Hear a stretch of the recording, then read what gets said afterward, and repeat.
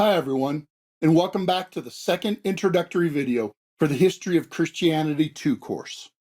In this section, we'll look at the course resources and the course activities. That is, what you can expect from this course, what is expected from you, the student, in order to successfully complete the course, and what tools and resources have been provided to help you do this. If you've already taken the History of Christianity 1 course, all of this will look very familiar, because this course is the continuation of that first course with very similar format and activities. I want to remind you of the course syllabus as described in the course introduction video. It is posted on the course website and contains an overview of all the activities and resources we'll look at in this section. And I'll remind you that the course introduction video also covered the objectives and expected outcomes of this course, which I won't repeat here. I first want to mention the materials that are needed for this course. Everything needed is provided or linked to on this website with one exception, and that is the required course textbook. You will need to obtain a copy of this book, and I've given you a link to one possible place to get it. It is The Story of Christianity Volume 2, revised and updated by Justo Gonzalez. This is an excellent book and well worth the purchase price. From now on, I'll typically refer to this as the Gonzalez textbook. Now, there are earlier versions of this book that are still available, but I'm sorry to say that they are not acceptable for this course because the revised and updated version has new material which is assigned, which you won't find in earlier versions. There are other required supplemental readings I will mention later, but they are all linked from this website. Now, for the rest of this section, we'll concentrate on the course resources and activities. There are basically 3 broad categories of activities that you'll experience in this course. You will intake course material, then interact with course material in order to learn it well. That includes reviewing the material and evaluating how well you've learned it. And then you will also work to apply the course material in your life and ministry. Let me explain in more detail. In the first category of activities, you will be exposed to the course material and intake this information. The 2 primary sources for this are the course textbook and online video lectures, but also the supplementary readings and your own research.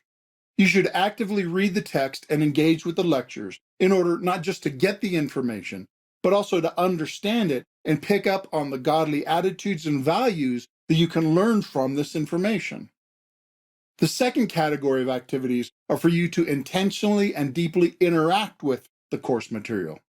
Your aim should be to thoughtfully process the information until you understand and remember it, and until you can grasp and value the insights and wisdom that you can gain from the church's history.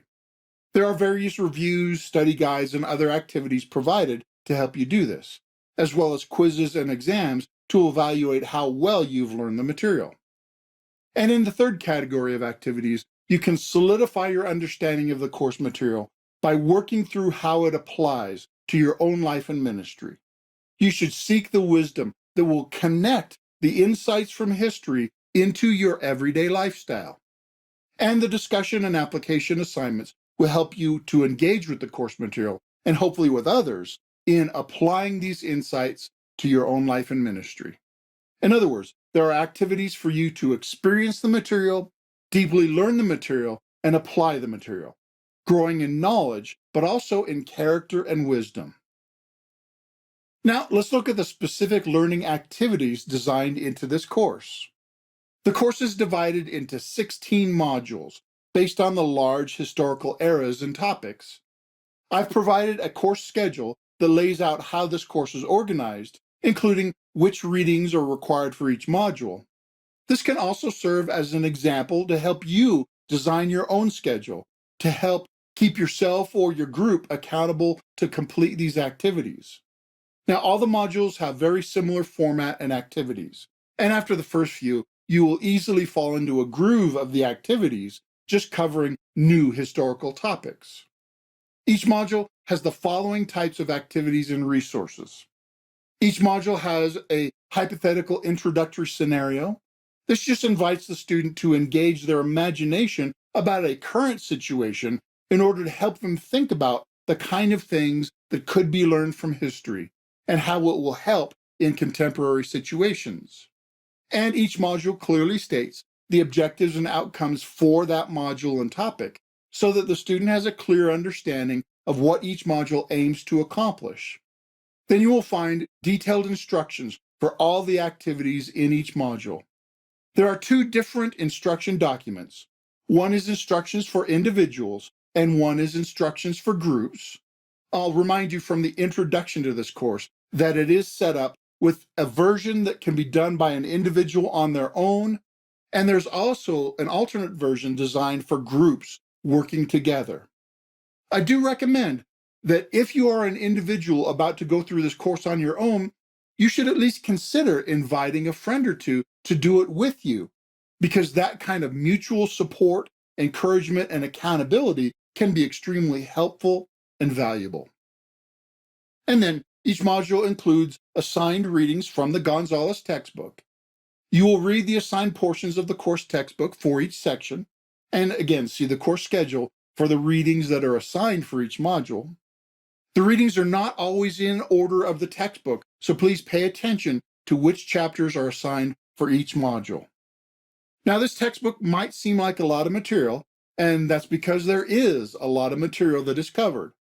But there are two things I've provided to help you tackle all of that successfully. First, you'll find a textbook study guide. There's one document that covers the entire textbook, and you can find that on the course intro page. And then in each module, you'll find the exact same material, but broken down into smaller documents that cover only the material for that module. It's all the same material, so use whatever format works best for you. Now let's take a look at a typical portion of this textbook study guide.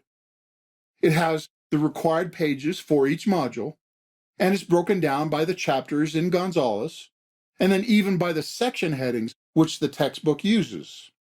Then under each section, I've listed the most important terms and concepts for that section. And I recommend that you look at this list before reading each section. And as you are reading, notice what it teaches about the particular terms and concepts. And then after reading each section, you can write down notes and review what you've learned about each concept to help you understand and remember these things better. And second, you'll find a textbook quiz to solidify your understanding of each module's reading. These quizzes will review and drill the material that you've read, and I believe they're a very helpful tool to solidify your learning. And then for a couple of the modules, there is a supplemental reading. It may be placed before the lecture or after the lecture, depending on the content of the reading and its connection to the module's topic. Just follow the order in the course instruction document and on the webpage. And if you come across a link to a supplemental reading, read that material and apply it to what you're learning in the rest of the module.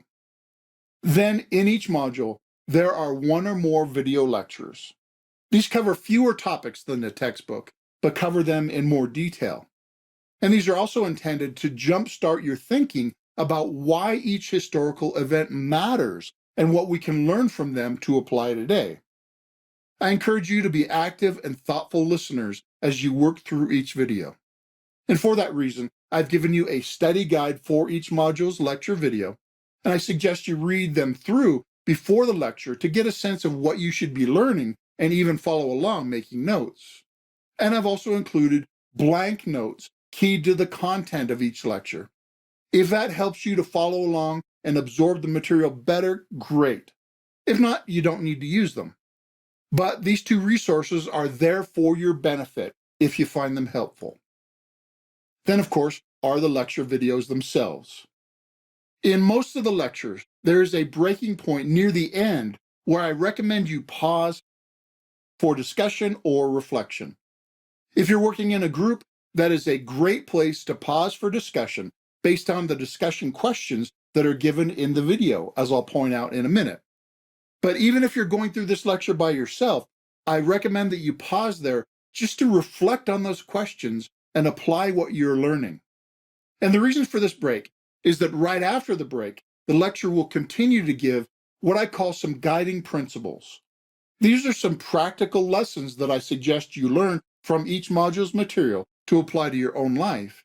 And I want you to have a chance to think through those things on your own or in your discussion group so that you can discover and apply these things on your own. And that just makes them more vital for you personally. And then when you're done with that discussion, the guiding principles will help you to discover anything that you might have missed. And then you can go back to consider and discuss anything from the guiding principles that stood out. Then, after the video lectures, you'll find a slideshow review of some of the important concepts and ideas from the lecture that includes the summaries, application questions, and guiding principles for your easy access and review. And I've already mentioned the next activity, which is tied closely to what you should learn from the video lectures. Because it is important for you to process the significance and current application of principles learned from this historical study, you should intentionally process and interact with the course material, and hopefully with others in your group, work through the insights from each historical period. This reflection and/or discussion activity can be based on anything that stood out to you from the course textbook and video lectures, but I've also given you some reflection and application questions with each module to jumpstart the process. Those are clearly found in each module, as well as a link to the instructions for the activity, either as a personal reflection by an individual or as a discussion among the group. Now, you don't have to answer all those questions, but you can use them to get started. In general, you should work through 4 things. First, describe what you learned about the historical person, issue, or event. Second, process what insights and lessons did you learn which are transferable to your own life and ministry. Third, tell what personal impact this has had on you. Why do you think it's important, and how does it impact you personally? And fourth, how do you intend to apply these insights? Now, as I mentioned earlier, the ideal time to do this is during the break in the lectures, so you can work through these things on your own or in group discussion, and then go through the guiding principles, and then possibly continue the discussion based on those guiding principles. Now, next are 3 things which I'm labeling optional activities. Now, in one sense, this is all optional. I'm not going to look over your shoulder and make you do anything. So what do I mean by calling these activities optional? It's simply that I recognize that everyone has different levels of time, interest, and energy that they can give to a course like this. So I've made it somewhat flexible. I think all the activities are good and beneficial. The more you put in, the more you will get out of this course. But if you need to cut something for time's sake, here's where you can cut. Or you could think of these optional activities as bonus activities if you want to go further and get even more out of this course, and they're provided at no extra cost. The first is a timeline activity, demonstrating how all the things you are learning are related to each other in time. You will add to the same timeline over the entire course, and detailed instructions are given in the timeline instruction document, as well as specific instructions included in each module. Next is a principles chart, helping you to work through and produce a permanent reminder of the practical insights that you're gaining from learning history. And there's a detailed instruction document for this as well, and specific instructions included in each module. And there's also the option of a term project. This is where you would choose one topic and research it in more detail throughout the course. And this also has a detailed instruction document and specific instructions throughout the term. Now, all these optional activities are formalizing things that you should probably be doing, like thinking through the chronology of the history and the principles you're learning and going deeper on topics that interest you. These optional activities just give you direction on how to do this more intentionally and to produce a product that will serve as a reminder and resource for the long term. All right, the next non-optional activity is reading of primary sources. Primary sources are those things that were written at the time of the history by those people involved. For instance, instead of just reading some modern textbook about Martin Luther, you can read some of Luther's own writings to get his insights directly from the source. And I've provided detailed instructions for that activity as well. And a list of good primary sources are included in each module. Now, that list is not exhaustive, and you can choose other good resources, but that list is a good place to start, and it has links both to print and online primary sources that you can use. And then each module has a review quiz over all of the material, but primarily from the video lectures. Those enable you to check your understanding of the course material, as well as review what you are learning. Now, those quizzes are randomly generated and will be different each time. Therefore, they may profitably be taken more than once. And then finally, there is a midterm and a final exam. The midterm covers the material from the first 8 modules, and the final covers the material from the last 8 modules. There are study guides for these 2 exams, as well as answer sheets for each exam.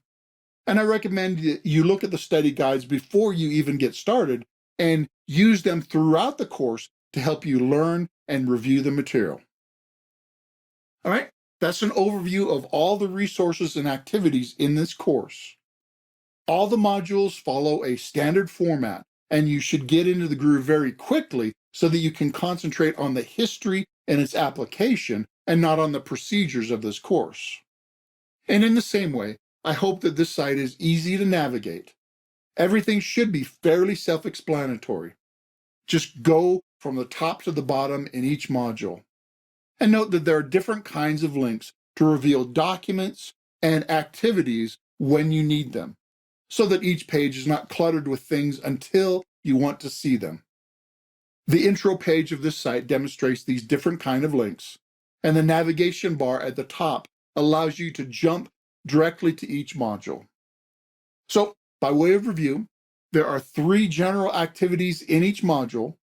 You will intake the course material, interact with the course material until it is understood and committed to memory, and you will apply the course material. And I pray that God grant you great success in learning and applying the lessons that can be learned from what He has done in history through His people. And I encourage you to do what it takes, not just to learn the history, but also to learn from the history to become a person who changes history for the better. Now, the link at the bottom of this page takes you to the first module, which starts with a series of introductory topics, and I will see you there. Thanks for watching.